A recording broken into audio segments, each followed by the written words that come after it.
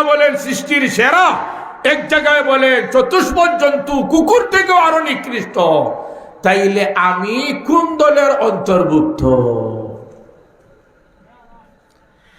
চিন্তা ভাবনা করে শেষে সিদ্ধান্ত নেন, যদি ঈমান নিয়ে যেতে পারি তাহলে তো কুকুর থেকে শ্রেষ্ঠ, ঈমান নিয়ে যদি না যেতে পারি কুকুর থেকে আরো নিকৃষ্ট। ঈমান নিয়ে যাওয়া, ঈমান নিয়ে না যাওয়া, ফয়সালা তো হবে মৃত্যুর সময়। মৃত্যু তো এখন ঘটে নাই, ঘটবে, তাহলে ফয়সালা সামনে আল্লাহর পক্ষ থেকে পরে হবে। আমি এর আগে কুকুর থেকে শ্রেষ্ঠ এটা আমি আমার ক্ষেত্রে বলতে পারি না। খেয়াল করছেন না? এত বড় আল্লাহর ওলি নিজের ক্ষেত্রে বলতেছেন আমি কুকুর থেকে শ্রেষ্ঠ, এটা আমি বলতে পারবো না, মৃত্যুর সময় পরে ফয়সালা হবে। এখন কুকুরকে বলতেছেন যাও, তোমার রাস্তায় সোজা তুমি যাও, আমি নিচে নেমে গেলাম। হাজিরিনে কেরাম, ঘটনা থেকে শিক্ষা আমরা নিব, আমল বেশি করি, এর উপর ভিত্তি করে আমি ভালো, আমি শ্রেষ্ঠ এই কথা বলা যাবে না।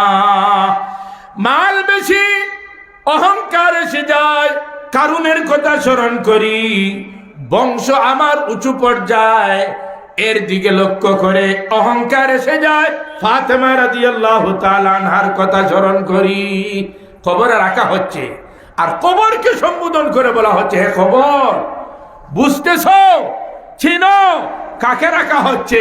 মুহাম্মদ সাল্লাল্লাহু আলাইহি ওয়াসাল্লামের মেয়ে আলী রাদিয়াল্লাহু তাআলা আনহুর স্ত্রী, হাসান হুসাইনের মা। কোন নারীকে রাখা হচ্ছে, কোন মহিলাকে রাখা হচ্ছে? খবর চিনো, বুঝতেছো?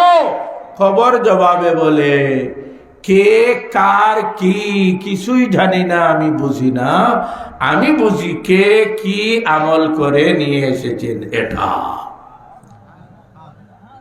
ফাতেমা রাদিয়াল্লাহু তাআলা আনহার বাবার মতো আর কারো বাবা আছেন? বলেন আর কোন বাবা এমন আছেন? এত বড় বাবার দোহাই দিয়েও রক্ষা পাওয়া যায় না।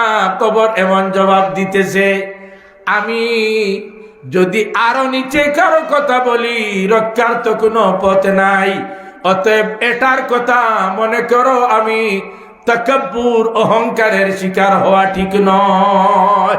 হাজিরিনে কেরাম, আল্লাহ রাব্বুল আলামিন বলেন উসজুদু লি আদম ফাসাজাদু ইল্লা ইবলিস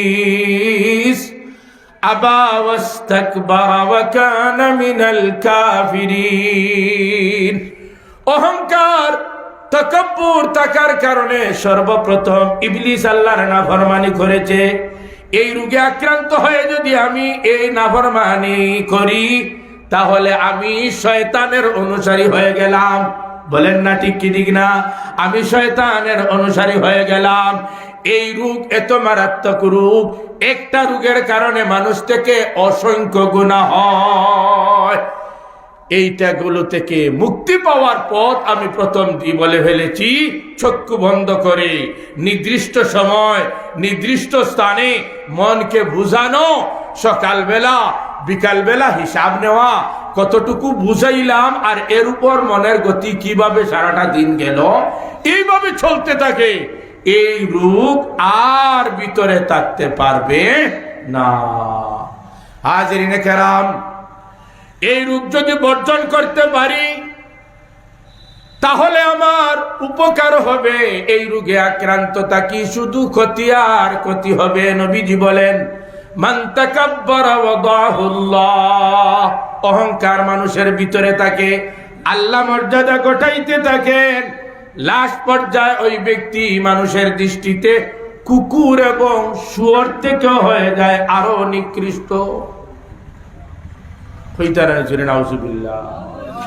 এর বিপরীত একজন মানুষ বিনয়ী হয়ে যায়, নম্র হয়ে যায়।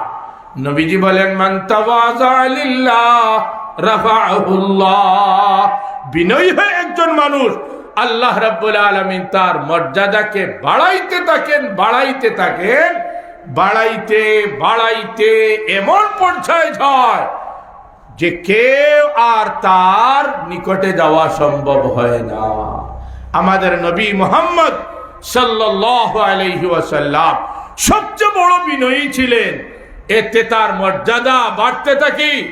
হিংসুকরা হয়ে গেল বিরোধী, নবীকে নামানোর চেষ্টা করে, লাঞ্ছিত অপমানিত করার চেষ্টা করে, আর আল্লাহ তার মর্যাদাকে বাড়াইতে থাকে, তাকে উঠাইতে থাকে, উঠাইতে উঠাইতে বাড়াইতে বাড়াইতে এই রজব মাসে আল্লাহ তার নবীকে 7 আসমান অতিক্রম করে সিদরাতুল মুনতাহা অতিক্রম করে আরশ পর্যন্ত নবীজিকে নিয়ে যান। জুড়ে হল না? ঠিক না? ঠিক না? নবীজি বলেন, মান তাওয়াযা লিল্লাহ রাফাহুল্লাহ। বিনয়ী হলে আল্লাহ মর্যাদা বাড়াইতে থাকে। শেখুল ইসলাম কুতবে আলম সৈয়দ হুসাইন আহমদ মাদানী নওয়ারাল্লাহু মারকাদা, যদিও ইন্ডিয়ার, যদিও মদিনার, কিন্তু সিলেটবাসীর সাথে বিশেষ সম্পর্ক থাকার কারণে আমরা মাদানী সাহেবকে সব জানি, চিনি। ওনার এক উপাধি হলো শেখুল ইসলাম। এক উপাধি কি? শেখুল ইসলাম। এর অর্থ কি? শেখুল ইসলাম হওয়ার অর্থ হলো একটা মানুষ সামাজিক অবস্থায় এমন পর্যায়ে যাওয়া, সর্বোচ্চ স্তরের মানুষ থেকে নিয়ে সর্বনিম্নের সব তার কাছে তাকে দুর্বল, তার কাছে হয় নত। ওনার একজন শিষ্য শেখুল ইসলাম আল্লামা শাহ আহমদ শফি, ওনার উপাধিও কি? শেখুল ইসলাম। ওনার উপাধিও শেখুল ইসলাম। বাংলাদেশের প্রধানমন্ত্রী হাত প্রসারিত করেছেন, হাত লম্বা করেছেন আহমদ শফির পায়ে পড়ার জন্য। বানাইয়া হইলাম না আসা? বানাইয়া হইলাম না আসা? শেখুল ইসলাম এমন ব্যক্তিকে বলে সর্বোচ্চ পর্যায়ের যে হয় সেও ওই ব্যক্তির কাছে দুর্বল নত হয়। শাহ আহমদ শফি ছিলেন শেখুল ইসলাম, সর্বোচ্চ আসনের মালিক, প্রধানমন্ত্রীও তার কাছে হয়ে গেছে নত। যিনি সারা দেশের প্রধান, উনি নত হয়ে যাওয়ার অর্থ উনি নয়, সারা দেশ তার কাছে নত। বলেন না ঠিক কি ঠিক না? এই শেখুল ইসলাম শাহ আহমদ শফির মুর্শিদ, উনার উস্তাদ হলেন শেখুল ইসলাম মাদানী রহমতুল্লাহি আলাইহি। বিনয়ী ছিলেন এমন অসাধারণ, ট্রেনের সিটে বসা, সফররত, উনার পাশে বসা একজন হিন্দু পণ্ডিত সিট থেকে গেছে উনার জরুরতে, প্রয়োজনে টয়লেটে, কিন্তু দেখা যায় যাওয়ার পরপরই তাড়াতাড়ি এসে গেছে। মাদানী রহমতুল্লাহি আলাইহি অবস্থা থেকে বুঝতে পারলেন লোকটা গেছে তার প্রয়োজনে, কিন্তু প্রয়োজন সম্পন্ন করতে পারে নাই, নিশ্চয় টয়লেটে সমস্যা আছে, অপরিষ্কার, ময়লা বেশি, ব্যবহারের উপযোগী নয়। মাদানী রহমতুল্লাহি আলাইহি উনি সিটে আসার পরে গেলেন, যেমন ধারণা তেমন টয়লেটের অবস্থা দেখেন। এখন তিনি নিজ হাতে টয়লেটকে পরিষ্কার করেছেন। হইতারানি সুবহানাল্লাহ। নিজ হাতে টয়লেট পরিষ্কার করেছেন হযরত শেখুল ইসলাম মাদানী রহমতুল্লাহি আলাইহি। পরিষ্কার করে এসে হিন্দু পণ্ডিত ব্যক্তিকে বলতেছে, आप जाइए, क्या बात है, सब कुछ ठीक है, আপনি যান, সবকিছু ঠিক, পুরোপুরি পরিষ্কার। এই লোকটা যাওয়ার জন্য প্রস্তুত হয় না, এই তো আমি গিয়ে আসলাম, অপরিষ্কার, ব্যবহারের উপযোগী নয়। মাদানী রহমতুল্লাহি আলাইহি বারবার চাপ দিয়ে বাধ্য করেন লোকটা যায়, গিয়ে সেখানে দেখে যেভাবে উনার দাবি, বাস্তব যেভাবে পরিষ্কার, ব্যবহার করার উপযোগী, উনি ব্যবহার করলেন, তার প্রয়োজন শেষ করলেন, আসলেন, পাশে বসলেন, চিন্তা করতেছে পণ্ডিত ব্যক্তি, এই লোকটা কে? দেখা যায় তো একজন মুসলমান, দাড়ি টুপিওয়ালা, এর চেয়ে বিশেষত্ব তার আর কি? এমন চিন্তা ভাবনায় শহরের এক পর্যায়ে যখন চলে গেলেন, লক্ষ্যস্থল যেখানে মাদানী রহমতুল্লাহি আলাইহি, ওই এলাকার লোকজন এসেছে, তাকবীর দিতেছে, শেখুল ইসলাম বলতেছে, তখন ধরা পড়লো উনি তো শেখুল ইসলাম, উনি তো কুতবে আলম, উনি তো ব্রিটিশ বিরোধী আন্দোলনের অগ্রসেনা। হাজিরিনে কেরাম, এই হলো ব্যক্তিত্ব শেখুল ইসলাম, ব্রিটিশ বিরোধী আন্দোলনের অগ্রসেনা। বিনয়ের অবস্থা হলো একজন হিন্দু ব্যক্তির টয়লেটকে পরিষ্কার করতেছেন। নবীজি বলেন, মান তাওয়াযা লিল্লাহ রাফাহুল্লাহ, যে বিনয়ী হয়, নম্র হয়, ভদ্র হয়, আল্লাহ তার মর্যাদাকে বৃদ্ধি করতে থাকেন।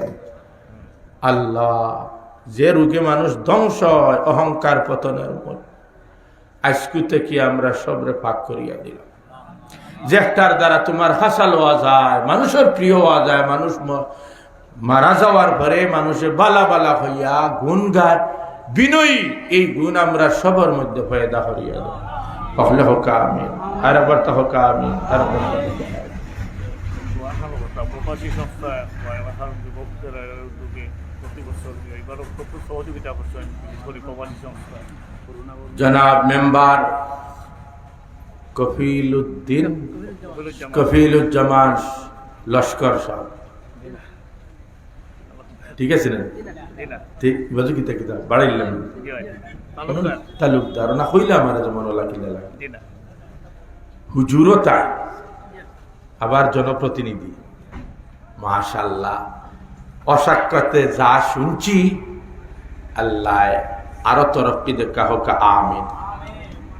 হুজুর হইয়া জনসেবা, দুনিয়া আখেরাত দুইটা একসাথে চালানি আল্লাহ তৌফিক দিছেন, আরো বাড়াইয়া দেখা। হকলর প্রতি সুনজর, যারা দেশে আছেন সামনে, যারা দূরে আছেন বিদেশ, তারার প্রতিও সুনজর। হকলরে লইয়া যেন চলতা পারেন তাই